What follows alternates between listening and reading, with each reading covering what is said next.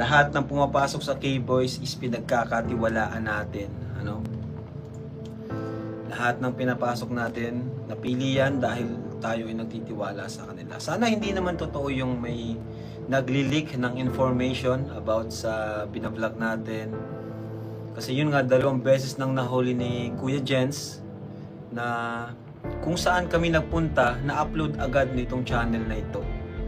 Kung saan kami pumunta, kung ano yung vlog namin all about, na-upload na agad ng channel nito. Imposibleng 2 beses na nakuha niya yung ganun, di ba? Saka po pala, no, lilinawin ko lang, wala pong reactor ang kalingap na hindi nagpapakita ng mukha. Hindi po yan tunay na kalingap kung reactor ka, pero hindi po yan tunay na reactor ng kalingap kapag walang mukha, kapag boses lang. Yan po ang number 1 rule sa mga reactors, no?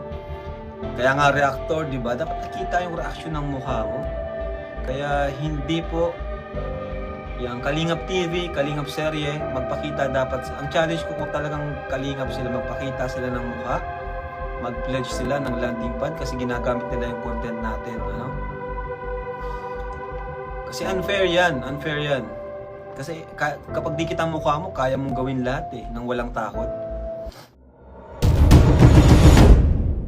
Ang totoo niyan, matagal ng rules o nasa panuntunan ng mga reactors sa panahon pa ng Karepa ng ilang administrasyon na dapat magpakita ng muka yung mga nagre-reaction. Ito ay nabuhay at ang pag-uusapang muli dahil na rin dito sa issue ni Kalingap TV na sinasabi nilang mayroon daw kasabuat na isa sa mga K-Boys na nagbibigay ng impormasyon na kung bakit nalalaman agad, na kung bakit nakakapagbigay agad siya ng reaksyon in advance na hindi pa naman na ibablog ni Kalingap Rab. Kumbaga, yung mga plano pa lang doon sa mga gagawin sa vlog, especially dito sa mga magkakapatid na hindi nagsasalita o ayaw magsalita, alam niya na yung plano. Kaya iniisip nila, baka may nakakausap daw na mga taga K-Boys itong reactor na sila Kalingap TV. Kagaya ng sinabi ko, ito ay matagal na pong issue. Doon pa lamang sa ating rules sa Karepa ay sinasabi na natin na dapat magpakita ng muka ang isang reactor. Sa maraming kadahilanan, ito ay isang parte ng tinatawag po nating transparency. Kung wala kang tinatago, dapat magpakita ka. And you should be proud kung talagang kalingap ka, ipakita mo yung pagmumukha mo na isa kang kalingap. Kagaya nga ng hamon ni Kalingap Rab na kung totoong kalingap ka, magpapakita ka ng muka. At kapag hindi mo nagawa yan, kahit ano pang sabihin mo, ay hindi natin masasabi na ikaw ay isang lehitimong Kalingap reactors. Hindi ba?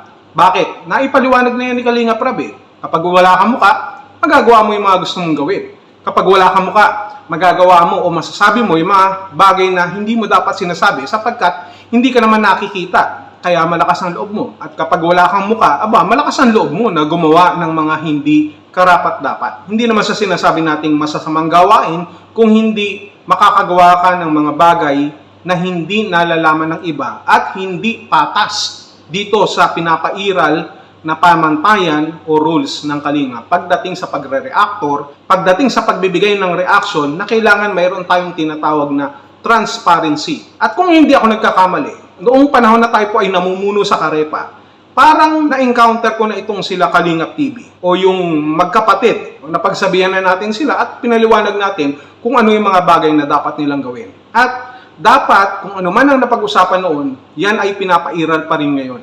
Inulit lamang ni Kalingap Rab sa inyo yung atin pong mga rules and regulation pagdating sa pagre-reaction dahil ito po ay atin na rin pong ipinaiiral noon pa man. At para na rin siyempre maging patas sa bawat isa. Hindi po pwedeng kayo walang muka, kami nagpapakita ng muka. At hindi rin patas na hindi kayo patas. Kailangan pare-parehas tayo dito. Kumbaga, respeto na lang din. Kung tayo kahit papano ay nakikinabang dito sa Kalinga, dapat magawa natin ito ng patas.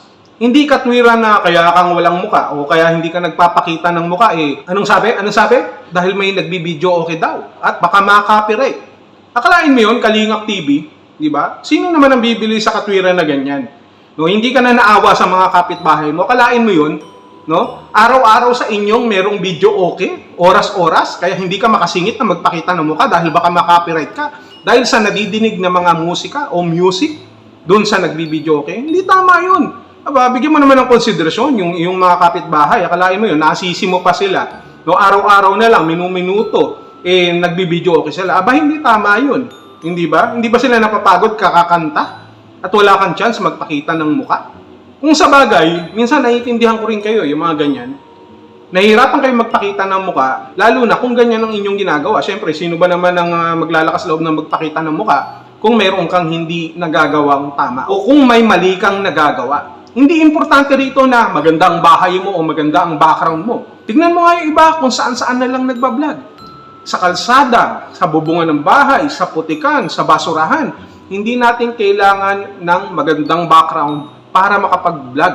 Ang importante dito, yung background na maganda ay yung background ng pagkatao mo, hindi yung background na nakikita sa paligid mo. Sapagkat ang tunay na magandang background, yung background ng iyong karakter. Sapagkat ito ang nagpapakita ng background din naman na kung anong klaseng tao ka. Yun ang dapat. Hindi kailangan maging gwapo ka. Hindi lahat pare-pares tayo dito na porket yung may karapatan lang magpakita sa camera yung may mga itsura.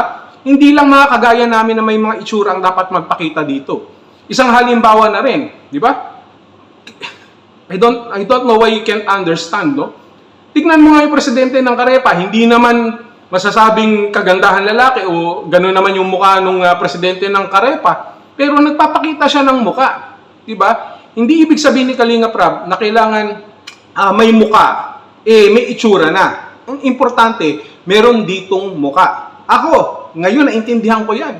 Kahit noon, hindi ko maintindihan kung bakit may mukha yung presidente ng Karepa na nagre-reaction na gano'n ay katanggap-tanggap sa Kalinga, pero naintindihan ko na hindi basehan yung itsura ng mukha ng isang tao para iyong pagkatiwalaan. Ang pagtitiwala ay ibinibigay sa isang tao kapag ipinapakita mo na katiwa-tiwala ka at magsisimula yan sa pagiging transparent mo, sa pagiging bukas mo, sa pagiging tapat mo. At sa pagiging tapat sa usapin na yan, kailangan sumunod ka sa kung ano ang panawagan. Kagaya ng sinasabi ni Kalinga Prab na magpakita ng muka kapag nagre-reaksyon. Ganun yun. Kalingap TV ka pa naman, dinadala mo yung pangalan ng Kalingap, and we should stand by it and live with that name, that precious name na iningatan ng mahabang panahon ng Kalingap. At yan na nga, dahil nakapagpaliwanag ka naman, and hopefully sana totoo nga yung sinasabi mo. Napakasimple lamang, hindi lamang si Kalingap TV, yung mga iba pa dyan na may panawagan, sila Madam Bopil, na magpakita ng muka, kailangan po natin gawin ito. Magpakita po tayo ng muka kahit papaano para naman maging patas sa panawagan ng pamunuan ng Kalingap. Hindi lamang para sa Kalingap, kung hindi para sa inyo din naman. Para sa bawat isa din naman na kagaya natin, nasa pamilya ng Kalingap. Yun lang.